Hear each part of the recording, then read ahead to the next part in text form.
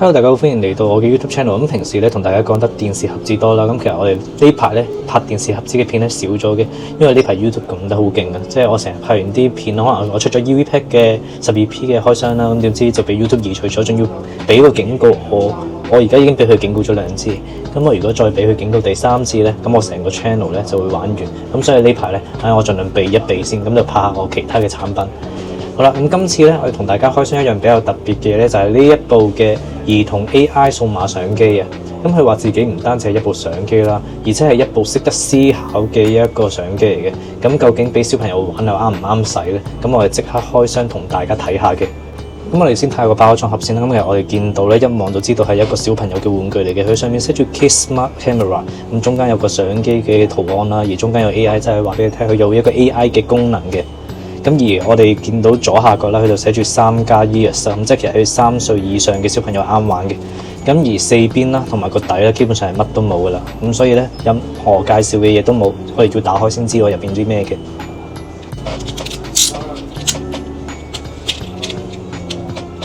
好，咁我哋而家做個開箱啦，我哋要解開咗面頭嗰層膠先。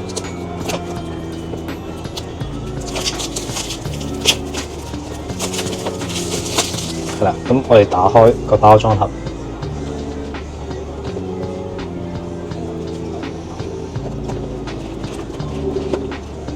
好，咁我哋打開個包裝盒咧，我哋見到咧中間咧位置其實就係部相機嚟嘅。咁你望落去咧，佢好大個 mon 啦，成部手機咁樣。咁我哋就拎埋部手機出嚟先，唔係嗰個相機出嚟先。咁但係我哋就擺埋一邊唔講住。咁我哋睇翻入邊仲有啲咩配件先。咁我哋拎開個底啦咗啦。咁我哋會見到有條USB-C 嘅插電線啦，咁然後有條帶啦，咁就俾小朋友去掛頸用嘅。咁亦都入邊有一個使用嘅說明書。咁頭先都講過啦，咁佢正面睇成部手機咁嘅，咁我哋反轉後邊咧，咁就似翻一部相機啦。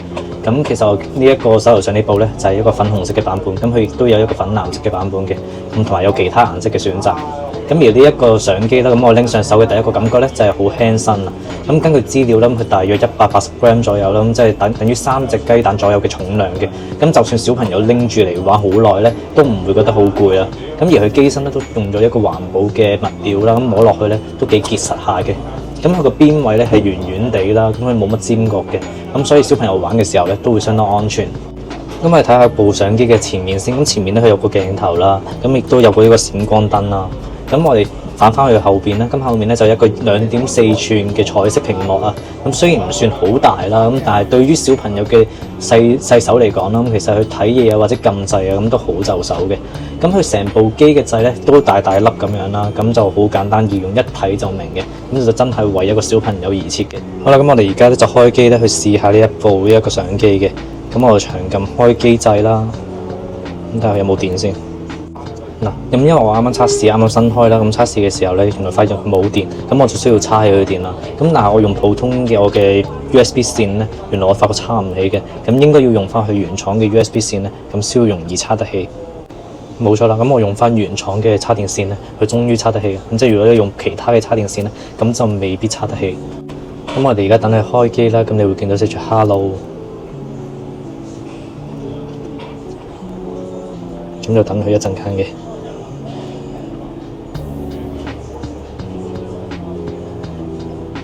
咁佢開機嘅畫面咧都幾慢下，不過唔緊要，佢都已經開咗啦。咁佢開機咧會見到有幾個選項嘅，咁有一個 Beautiful Camera 啦，咁即係Beauty Camera， 即係一個美顏相機啦；有 Album 啦，即係有一個相簿啦；有 AI Captures Recognized， 即係佢可以去用 AI 啦去去辨識一啲物品啊。咁亦都有一個 Picture Literacy 啊，唔知咩嚟嘅。咁同埋 AI Photo Q&A， 咁佢亦都有好多唔同嘅特效啊之類嘅嘢嘅。咁我哋睇下先，可唔可以換翻中文咧？咁我哋喺 setting 入邊咧，咁就有 language 嘅，咁可以揀翻繁體中文。咁唔使讀得咁辛苦啦。咁我哋返回啦。好，咁我哋見到，咁除咗佢 Beauty Camera 嗰啲咧，佢都係繼續保持翻係英文嘅。咁下面呢3個功能咧，都係保持翻英文嘅。咁但係佢嘅相簿就變咗相冊啦。後邊就有人像特效啊、更換背景啊、藝術照片啊、髮型特效啊、塗鴉新圖啊、音樂、影片、檔案管理、設置。咁其實佢整體嚟講啦，咁都係一個好似 Android 嘅手機咁樣嘅。咁佢唔見有版本更新啦，我睇埋關於，咁佢好似有更新嘅，咁有更新就更新啦，你可以唔更新都得嘅。咁我估計啦，咁同平時嗰啲手機嘅 AI 功能一樣啦，咁我哋都係要開咗一個網絡咧，咁佢先可以去用到某一部分嘅 AI 功能嘅。咁你見到啦，咁我喺鋪頭嗰度啦，咁係有用 Gadget Hero 嘅 WiFi 啦，但係佢就淨係顯示咗2.4G 嘅，咁即係佢淨係支持2.4G 嘅 WiFi，但係5G 嘅 WiFi 咧，佢就支持唔到嘅。咁我哋試一個影相嘅質素之前啦，咁我哋試下其他 AI set 住 AI 嘅功能先。咁 AI Captures Recognized 啦，咁撳入去其實佢有個中文名叫做拍識萬物嘅，即係你影相咧就可以識別一啲物品啦。咁你亦都可以揀唔同嘅人去做一個介紹啦。佢有百科博士啊、牛頓啊、達爾文啊、蘇格拉底啊、性格偵探啊、故事啊、小詩人啊等等嘅，咁就啱翻小朋友睇啦。咁樣因為小朋友都比較中意啲比較卡通化嘅嘢噶嘛。咁我而家咧就揀呢一個達爾文啦。好啦，咁我哋咧就需要去影一張相嘅。咁我哋就會試下影呢一個海報先啦，睇下個海報辨識咗啲乜嘢。咁確定。咁咧你可以喺右上角咧就揀翻呢一個語言嘅。達爾文，博物探險家，歡迎來到我的自然觀察室。今天我們要來觀察一張非常有趣的照片。這張照片裡有2個可愛的動漫角色，他們在一個水池裡泡澡呢。首先，我們來看看這些角色，他們是人形的角色，所以屬於哺乳動物這個大家族。哺乳動物有一個很特別的特徵，就是它們會產下小寶寶，並且用乳汁餵養它們，這是哺乳動物的一個大適應性特徵啦。因為有了這種特性，在需要照顧寶寶的時候，媽媽們可以自由地去尋找食物和其他事情做。再來看看它們泡澡的地方吧，這是一個水池哦。在自然環境中，有很多地方都有水池出現呢，比如島嶼上的天然溫泉，或者是河流旁邊的人工泳池等等。這些地方都有一個共同點啊，就是溫暖的氣候條件下的濕潤環境最適合人類和很多其他生物生存了。現在請你們思考一個問題，如果有一天你發現了一隻從來沒有見過的小動物在你的家裡活動着，請你想一想，它可能是從哪裡來的，它又是怎麼適應你家裡的環境生活的呢？希望你們喜歡這次的自然探索之旅。好啦，咁我哋終於聽完佢講乜啦。咁佢用呢個達爾文啦，呢個角色咧，咁佢就影咗張相之後，同你介紹翻佢見到啲乜嘢嘅。咁佢好詳細咁講啦。咁其實我個海報啦，咁就真係有2個女仔啦，有咁2個人形嘅角色啦，咁樣咁又喺個水池入邊泡澡嘅。咁佢咧就分開咗好仔細咁樣。首先就講咗角色啦，咁就介紹人係一個哺乳類動物啦，哺乳類動物有啲咩特色咧？咁樣咁就俾小朋友去了解啦。咁然後咧講完人之後咧，佢就再講個環境喎，咁就睇下佢個泡澡，即係喺度浸溫泉嘅地方啦。咁啊一個水池啦，然後又佢要教唔同講話咩附近有啲咩嘅地方咧係有水池出現啊咁樣，例如島嶼上面嘅天然溫泉啊，或者一啲河流旁邊嘅一啲人工泳池等等嘅。咁然後最後咧，佢都有一啲思考嘅問題啦，咁俾小朋友去思考嘅。咁不過比較可惜嘅係啦，咁佢中文咧淨係得普通話嘅選擇，咁所以咧，如果你唔想要聽普通話嘅話咧，咁你就可以去揀翻英文去選擇嘅。好啦，咁我哋而家睇下第2個 AI 功能啦。咁有個 AI Picture Literacy 啊，咁係咩嚟嘅咧？咁我哋撳入去啦，咁佢一樣咧係叫你去影相嘅。咁我今次咧影眼前呢個公仔。好啦，咁我哋裁剪啦，咁唔需要裁剪就確定。咁我又等佢一陣啦，咁我又見到係填充玩具，咁佢都有埋英文叫 Stuff Toy。咁咧就係俾小朋友啦去辨識下身邊嘅事物啦，咁亦都可以教到大家咧去中文同英文係叫乜嘢嘅。咁另外啦，咁我哋喺右邊啦，咁亦都有學漢字啦、學英語啦、學百科嘅功能。咁譬如我哋 Stuff Toy 啦、學英語啦，咁佢就會揾翻個字典咧，就話俾你聽咩叫 stuff 啦。咁 stuff 咧就係解充滿啊、飽啊、塞住啊、填滿嘅意思。咁就係可能講話呢個玩具咧就填滿咗一啲棉花咁樣嘅。咁如果撳入去學百科咧，佢就會話俾你聽咩叫填充玩具。是一種非常軟綿面的玩具，它裡面裝滿了柔軟的棉花或者其他材料。填充玩具通常是動物、卡通人物或者可愛的形狀，像小熊、小兔子、小貓咪等。咁如果第二個 AI 功能啦，咁就係去影張相去辨識到底佢係乜嚟，同埋講一個英文。咁第三個功能 AI Photos Q&A 咧，又到底係咩嚟咧？咁我哋即刻試下啦。咁我哋而家影部電視機啦。好，咁我哋又係裁剪確定。哦，即係而家你而家影完張相之後咧，咁你就可以去問問題啦，咁你一齊尋找答案嘅。咁我試下究竟佢可唔可以支持廣東話？呢個係乜嘢嚟？這是一張顯示了電視和一些小物件的照片。好，咁唔好意思啦，咁啱啱測試嘅時候咧，咁就咁啱又冇電啦，因為啱啱本身由0開始係冇電嘅。咁但係都唔緊要啦，我哋睇到幾秒咧，其實就知道啦。咁其實譬如我啱啱影咗個電視機個畫面啦，咁然後我用廣東話去問佢呢樣咩嚟咧，咁佢照樣係可以辨識到同答到嘅。咁佢就會解釋翻我眼前咧有啲咩景物啦，個電視機上面就寫住 X1 啊等等嘅，佢都可以描述得好清楚。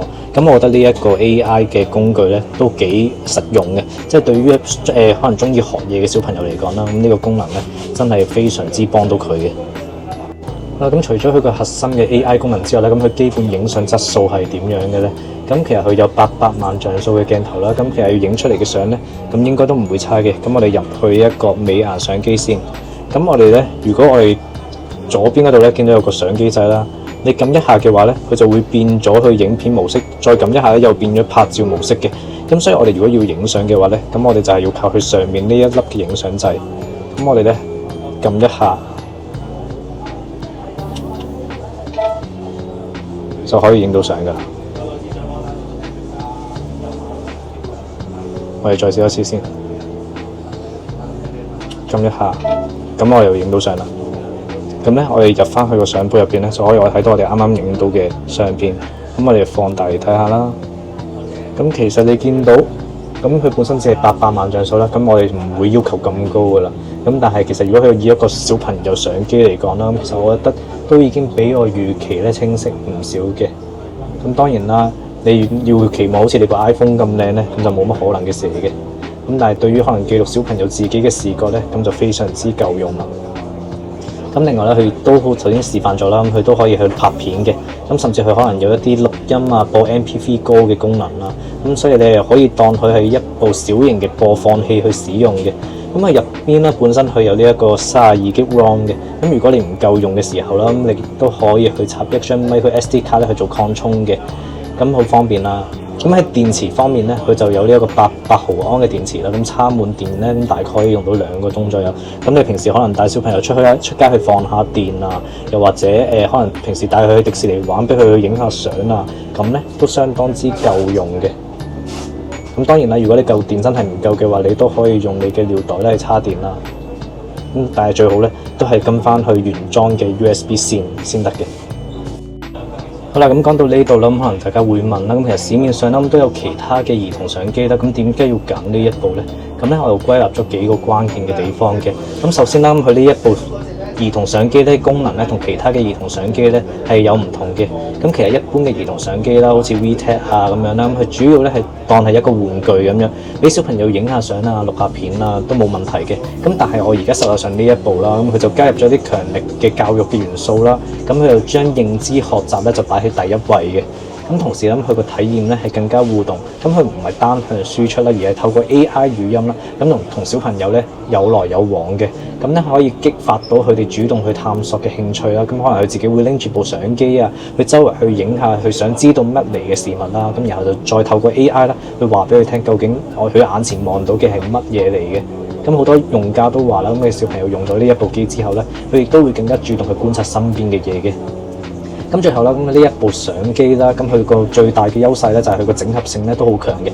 咁佢一部機咧集合咗相機啦、讀字卡啦、翻譯機啦、音樂播放器等等嘅功能啦。咁你喺香港呢一啲咁細嘅屋企嚟講啦，其實都係相當唔錯嘅，因為你始終係更加慳位啦，同埋方便嘅。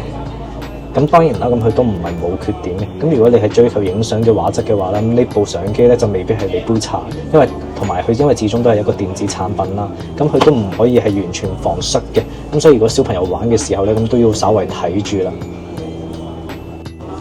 做一樣嘢咧，咁其實我之前都有小朋友啦，咁其實我都有買過類似嘅兒童相機俾小朋友嘅。咁其實買咗個相機俾佢咧，最唔好嘅地方咧就係佢買咗俾佢入邊有遊戲玩嘅，咁就變咗一部遊戲機而唔係一個相機。咁亦都小朋友都唔會特登攞嚟學嘢啦咁樣。咁但係呢一部相機啦，咁佢入邊咧就冇遊戲功能嘅。咁我覺得呢一個係一個好處嚟嘅。咁你始終小朋友仲細啦，咁唔應該俾佢咁快學到咩叫打機咁樣，反而啦咁可能去俾佢。有時透過一啲日常生活嘅觀察嘅嘢啊咁樣，咁可能影張相等佢哋自主學習咧，咁可能會更加好嘅。好啦，咁總括嚟講啦，咁呢一部兒童 AI 相機啦，咁其實佢係適合啲乜嘢人咧？咁其實佢比較適合啲啦，屋企有3至10歲小朋友啦，咁同埋想揾件有益智性嘅禮物啦，咁就送俾小朋友嘅家長嘅。咁而亦都適合一啲啦，可能想培養小朋友觀察力啊、表達能力啊同埋語言能力方面嘅家長啦。咁亦都同時啦，都適合一啲人啦，可能想揾樣嘢啊，令到佢親子戶外活動嘅時候可以多啲互動同話題咧。咁呢一部相機咧都相當適合嘅。咁同埋亦都適合啦，咁希望小朋友可以更加激起佢呢個主動學習嘅能力啊。咁其實我覺得呢樣咧對於小朋友嚟講咧都係相當之重要嘅。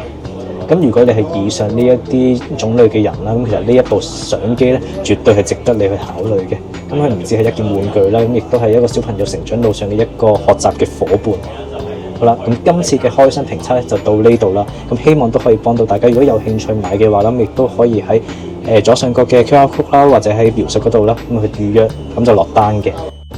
好啦，咁如果大家都中意我呢條影片嘅話咧，咁歡迎 CLS comment like 同 share 我哋嘅 YouTube channel 啦。咁下次有啲咩新嘢去開箱咧，咁我哋都會即刻第一時間同你講嘅。咁今集嘅時間又差唔多啦，咁下次見啦，拜拜。